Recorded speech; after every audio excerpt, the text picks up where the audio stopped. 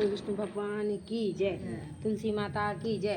कार्तिक शुक्ल पक्ष एकादशी को देवोत्थान या देवठान एकादशी होती है। इसके संबंध में कथा यह है कि भाद्रपद की एकादशी को ही भगवान विष्णु ने शंखासुर नामक राक्षस को मारकर भारी थकावट से शयन का कार्तिक शुक्ल एकादशी को नयनोन्मीलित किए थे। इस तिथि के बाद ही शादी विवाह आदि शुभ कार्य शुरू हो जाते हैं। कार्तिक मास शुक्ल पक्ष की एकादशी को कार्तिक स्नान करने वाली स्त्रियां तुलसी जी तथा शालिग्राम का विवाह करती हैं। समस्त विवाह को विधि विधान से खूब गाजे बाजे के साथ तुलसी के बिरवे से शालिग्राम के फेरे एक सुंदर मंडप के नीचे डाले जाते हैं। विवाह में गीत तथा भजन गाने की प्रथा है।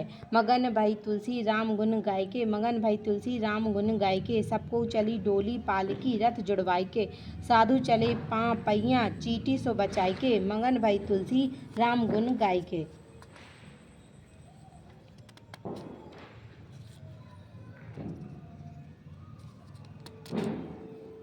बोलो तुलसी मैया की जय।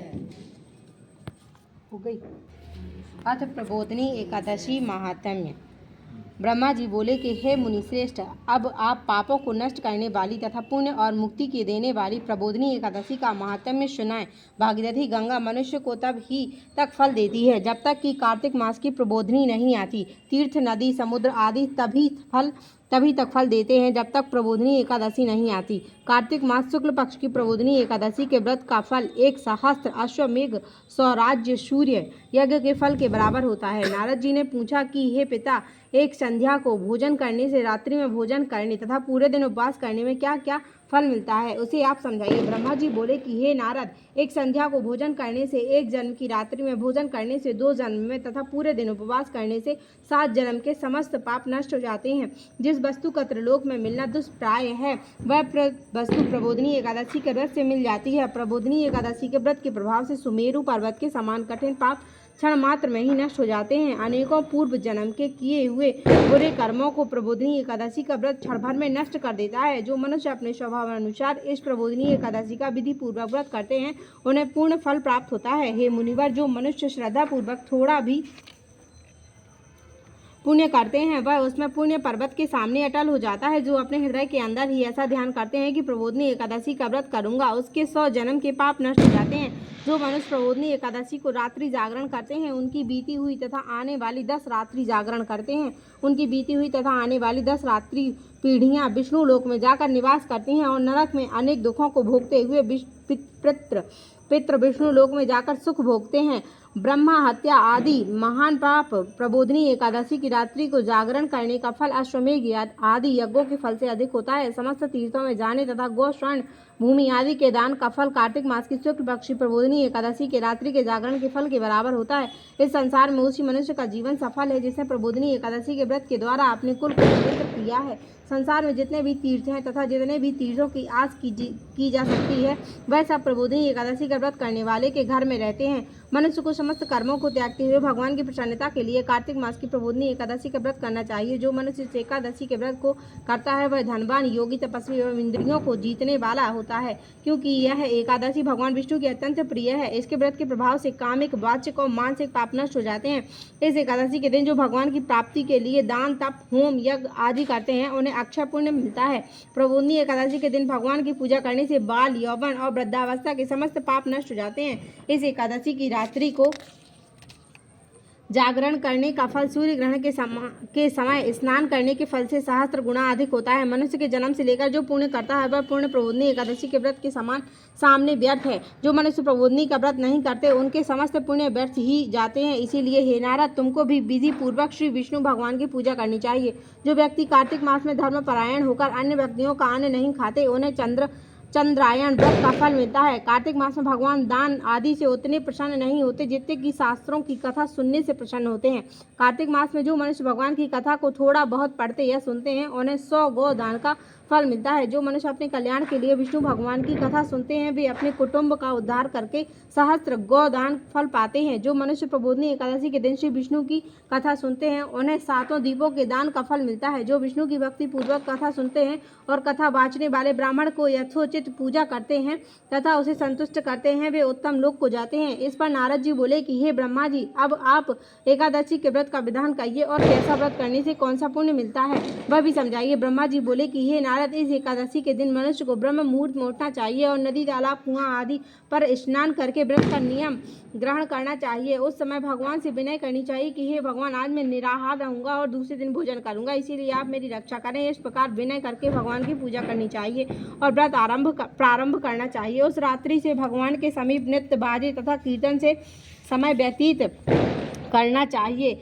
प्रबोधनी एकादशी के दिन कृपणता को त्याग कर बहुत से पुष्प, फल, अगर, धूप आदि से भगवान की आराधना करनी चाहिए। शंख के जल से भगवान को अर्घ्य देना चाहिए। इसका फल तीर्थ दान आदि से करोड़ गुना अधिक होता है। मनुष्य अगस्त्य पुष्प से भगवान की पूजा करते हैं, उनके सामने इंद्र भी हाथ जोड़ता है। कार्तिक मास में जो बिल्व पत्र से भगवान की पूजा करते हैं उन्हें अंत में मुक्ति मिलती है। कार्तिक में जो मनुष्य तुलसी जी से भगवान की पूजा करता है उसके 10,000 जन्म के समस्त पाप नष्ट हो जाते हैं।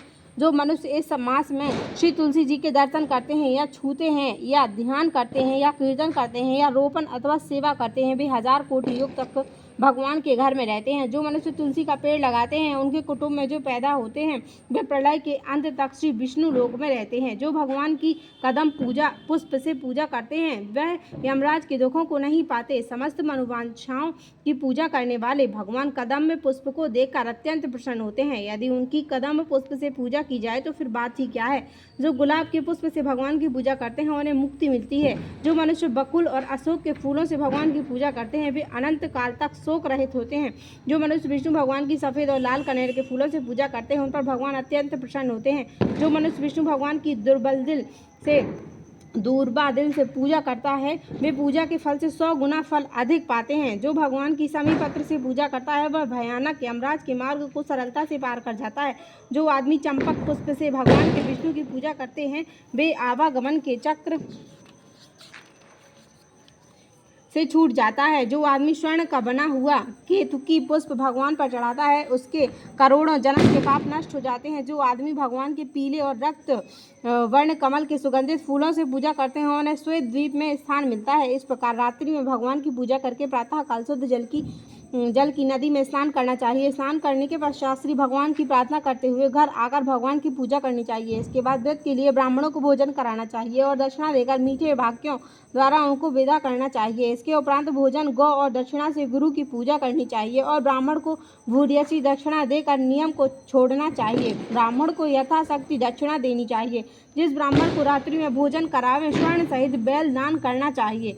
जो आदमी रात्रि में स्नान करते हैं उन्हें दही और शहद दान करना चाहिए। जो आदमी फल की आशा करता है उसे फल दान करना चाहिए। तेल की जगह घी और घी की जगह दूध और अन्नों में चावल दान करना चाहिए। जो आदमी इस व्रत में भूमि शयन करता है उसे सब वस्तुओं सहित सैया दान करनी चाहिए। जो मौन धारण करता है उसे स्वर्ण सहित तिल दान करना चाहिए। जो आदमी कार्तिक मास में उपाहन धारण नहीं करता उसे उपाहन दान करना चाहिए। जो इस मास में नमक त्याग करता है उसे शक्कर दान करनी चाहिए। जो आदमी नित्य प्रति देवी मंदिरों में दीप जलाता है उसे स्वर्ण या तांबे के दीप को घी तथा बत्ती सहित दान करना चाहिए। जो आदमी चातुर्मास्य व्रत की किसी वस्तु को त्याग देता है उसे उस दिन से पुनः ग्रहण करनी चाहिए। जो आदमी प्रबोधिनी एकादशी के दिन विधि पूर्वक व्रत करता है उसे अनंत सुख मिलता है और अंत में स्वर्ग को जाता है। जो आदमी चातुर्मास्य व्रत को बिना किसी विघ्न के पूरा कर देते हैं उन्हें दोबारा जन्म नहीं मिलता। जिन मनुष्यों का व्रत खंडित हो जाता है वह नरक को जाते हैं। जो मनुष्य इस एकादशी के महात्म्य को सुनता व पढ़ता है उसे अनेक गोदान का फल मिलता है। बोलो विष्णु भगवान की जय। जय। पार्वती पिता महादेवा, वन चढ़े फूल चढ़े और चढ़े मेवा, लड्डू ने क्या भोग लगे संत करे सेवा। रंगन को आँख देते कोढ़न को काया, बांझन को पुत्र देते निर्धन को माया। जय गणेश जय गणेश जय गणेश देवा, माता है पार्वती पिता महादेवा। दीन की लाज रखो शंभु सुत बारी, कामना को पूर्ण करो जग के बलिहारी। गणेश जय गणेश देवा। माता है पार्वती पिता महादेव। हमें चरण सेवा। जय गणेश